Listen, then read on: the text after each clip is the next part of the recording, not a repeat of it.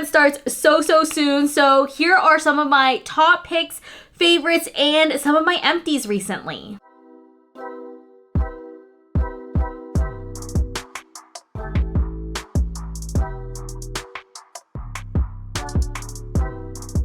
Hi guys, welcome back to my channel. My name is Celesta. We talk about all things luxury shopping and handbags. If you love those things, make sure to subscribe, hit that bell notification. I do post videos every week. So obviously we know that the Sephora sale is starting very soon. If you are Rouge, you get 20% off and it starts as early as April 4th. And then based on your level, you get slightly less. So I think the next level down, you get 15% off, and then Beauty Insider gets 10% off. So everybody with a Sephora account gets 10% off. I also know with Rouge that you have the ability to share a link with one person to also then give them 20% to spend. So if someone is Beauty Insider and they only have 10% off, if you know a friend who's using Rouge, has a link, they may share it with you. I usually am not Rouge. For whatever reason, this past year, I was able to make it to Rouge with the help of like helping other friends like get their orders and whatever. And so I think that's why I got Rouge status this year. But I wanted to share a couple of my favorites. I kind of broke things down between like makeup, skincare, and hair care, and then a couple items that I have recently finished, thinking about repurchasing, or have recently repurchased because I already finished it. So let's get into it. Okay, starting with skincare. Caudalie has been one of my favorite items recently. I have been obsessed with the Vino Perfect serum, and this serum is expensive. I'm not gonna lie, this is an expensive serum. I will say the hack is to get it in Europe. It's significantly cheaper in Europe, specifically in Paris. I think you can pick it up at the pharmacy. However, if I needed to repurchase the serum right now, I 100% would be getting it during the Rouge sale. I think obviously you spend money to save money, but you kind of need to take full advantage of the Rouge sale because 20% off a $10 item is not that significant, but 20% off a couple $100 item, that is a little bit more significant in terms of savings. This is one of my favorite serums that I've been using. I feel like it is delicate enough that I can use pretty often. I use this multiple times a week, and I feel like not only does it help with like the brightening of my skin and helping with like acne scars and things like that, I swear this helps clear up my skin as well. It doesn't claim that it does, and I'm just saying for me, I feel like I wake up the next morning and my skin is just a little bit more clear. Can't explain it.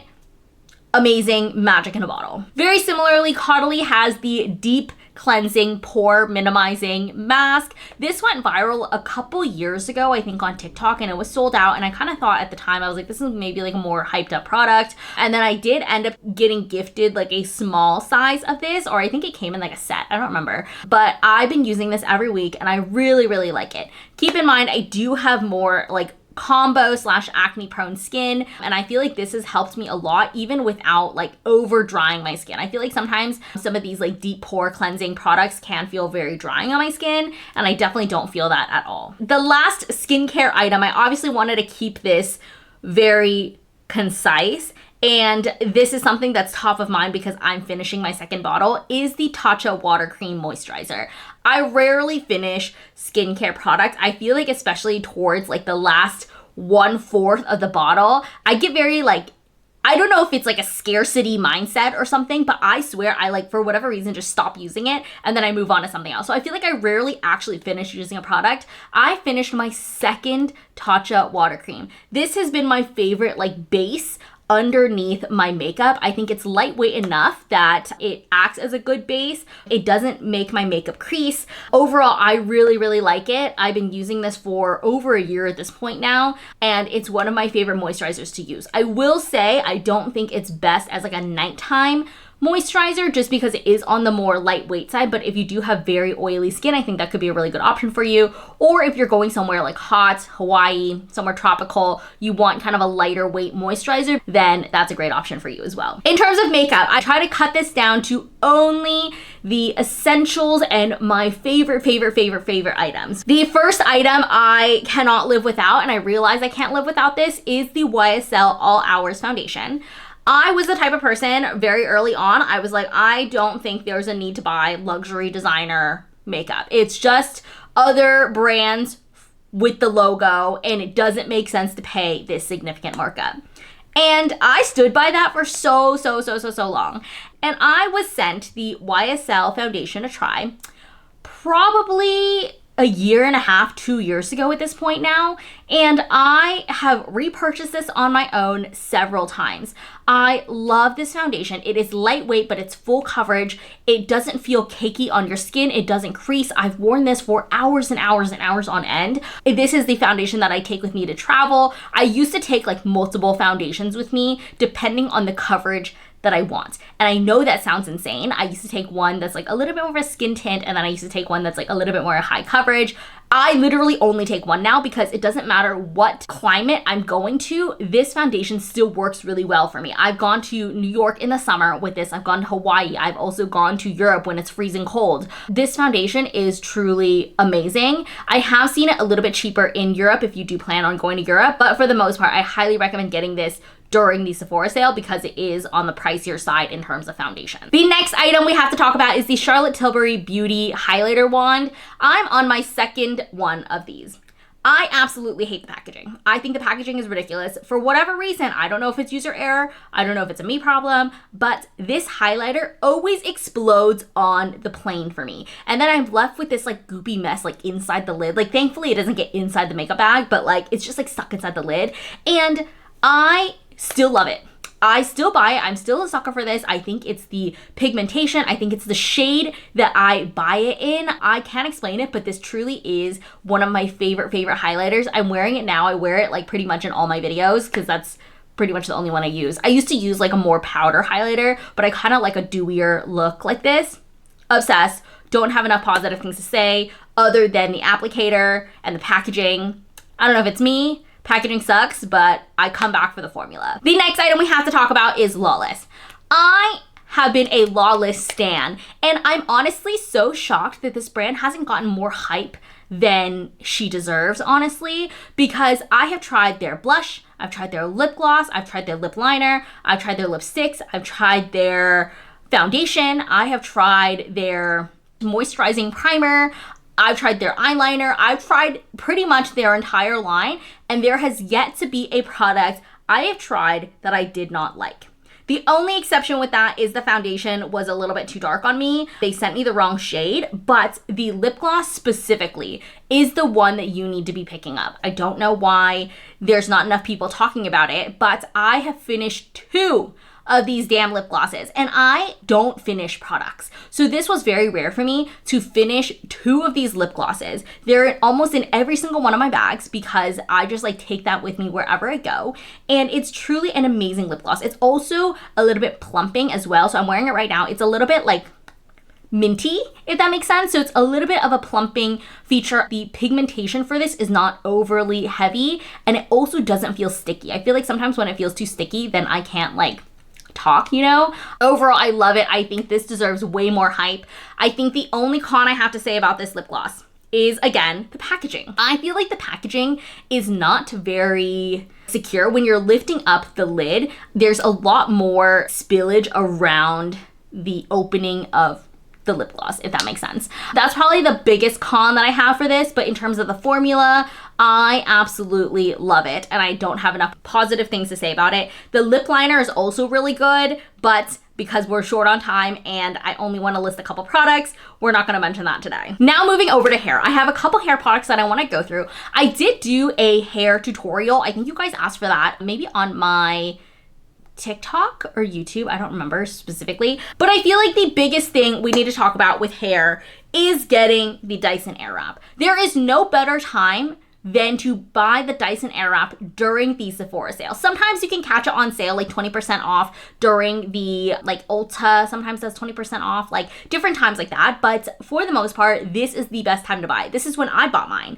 And well, I didn't buy it in the spring, I bought it in the fall, but that's besides the point. And I saved over $100 getting this, you know, at Sephora, and I use this almost every single day. I will say having the longer barrels in the 0.8 inch one, so I do have to buy separate barrels for this tool. I cannot live without it, to the point where I literally bought a European voltage version of the Dyson Airwrap to travel with.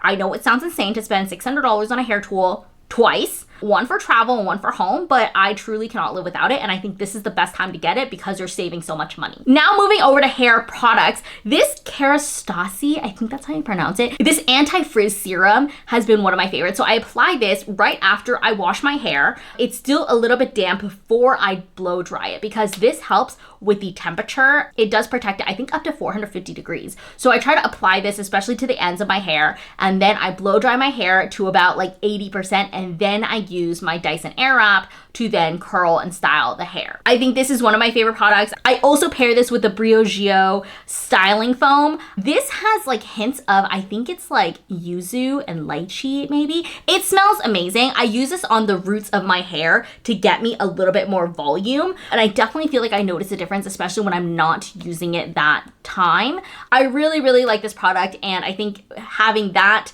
plus a sea salt spray and the serum to help with the heat, that has kind of been my like golden trifecta in terms of getting my hair to hold a curl with the Airwrap, because it's definitely a learning curve. Okay, moving over to Empties. I talked about this a little bit earlier, the Lawless lip gloss. I finished two. Thankfully, I do have a couple other shades laying around, but the shade that I just finished, I want to repurchase that during the Sephora sale. I technically didn't finish this one, but I had to throw it out because I think it went bad. The container got like really chubby. It like expanded, if that makes sense. I don't know how to explain it. It got like thick, and that is the Super Goop Glow sunscreen. I was originally using the Unseen sunscreen. If you've been following me for some time, you know that I loved the Unseen sunscreen, and then I tried the Glow and I was like, wait, actually I like this one more. I liked that I was able to use that just as a sunscreen, no need for like skin tint, foundation, anything like that, and it gave me a little bit more,